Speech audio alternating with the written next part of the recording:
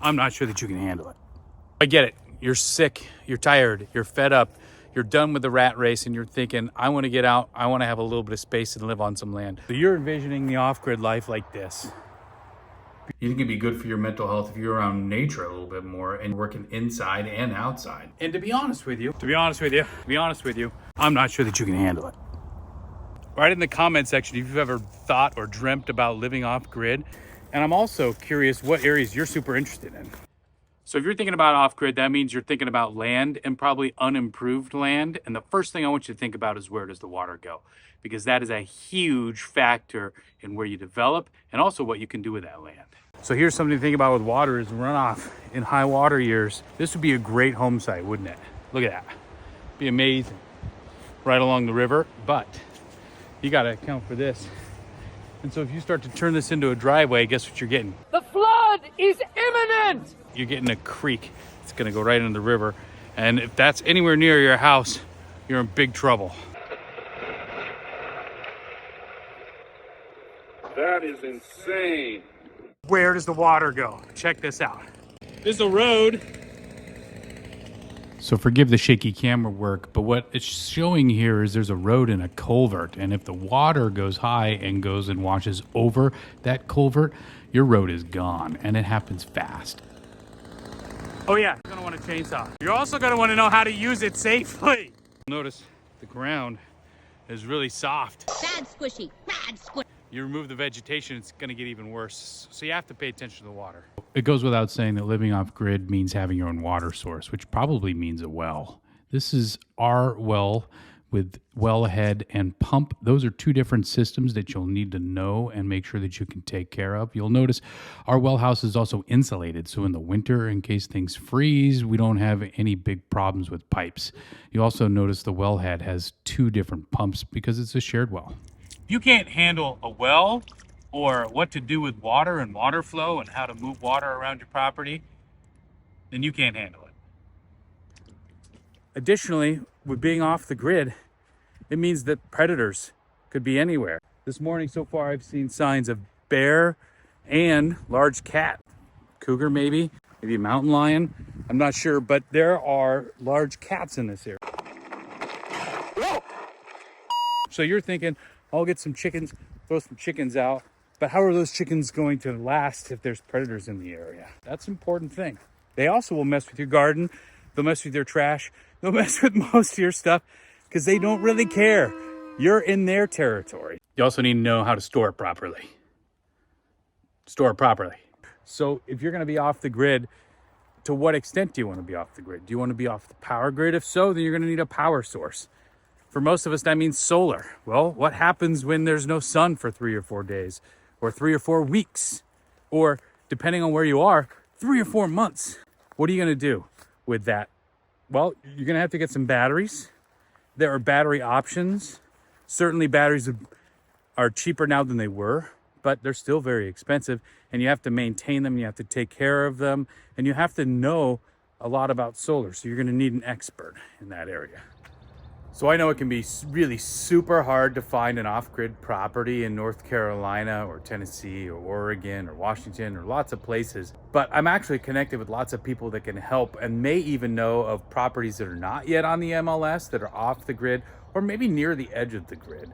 So if you'd like to meet one of those people, there's a link pinned in the top of the comment on this video to my calendar. You can hit me up, we can have a little discussion over Zoom and talk about what your goals might be. As you're searching and you're thinking about off-grid properties, I'm sure one of the benefits you're thinking about is privacy. And why not? That's a major benefit. And this affords that. But can you hear the road too? So one of the questions you need to ask yourself is, what is the balance? Because there's an equilibrium point there, right? Emergencies are gonna happen whether you're prepared for them or not. Because you don't want to be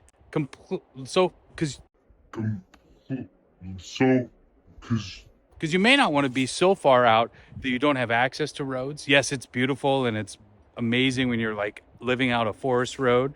That's wonderful, but it comes at a cost. There's a trade-off there. Can you quickly and easily get out in an emergency? If there's snow or ice, there's a wildfire, a mudslide, a rabid ostrich. What if a lion is chasing you? Can they get the fire truck down the road?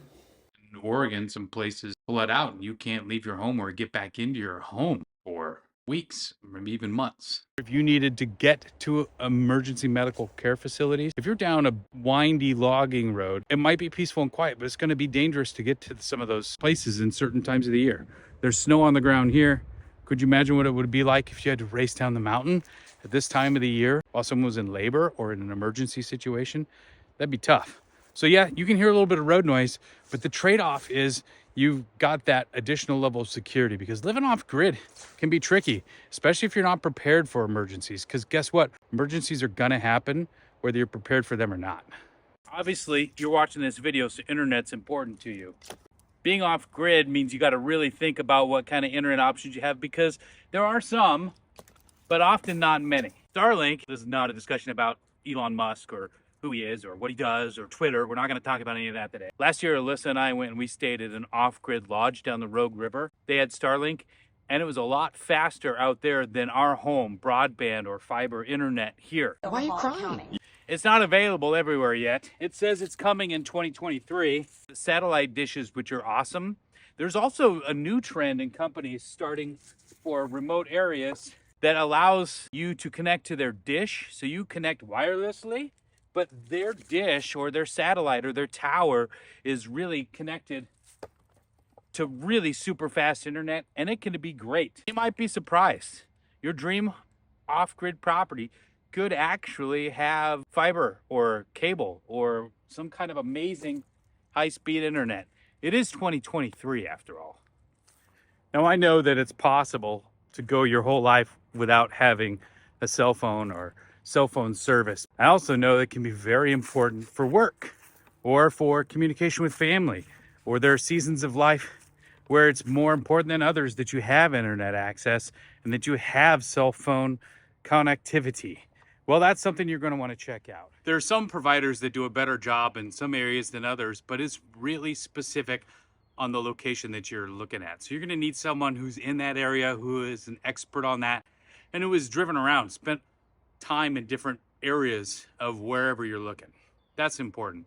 But I don't know as though any single carrier has perfected it, yet. Although T-Mobile has talked about partnering up with our buddy Elon Musk again at Starlink and saying, hey, we're going to provide a network that's available anywhere on the planet. You might even say there's a lot of buzz about that. One of the hardest things to know often when you're off grid is where the property lines are, and that is important. The best thing to do, obviously, is to get a surveyor out there and to survey the property, have them put pins and landmarks in that go along with the plat map. But you don't always have that time. If you're in a hurry, my favorite go-to solution is the OnX app.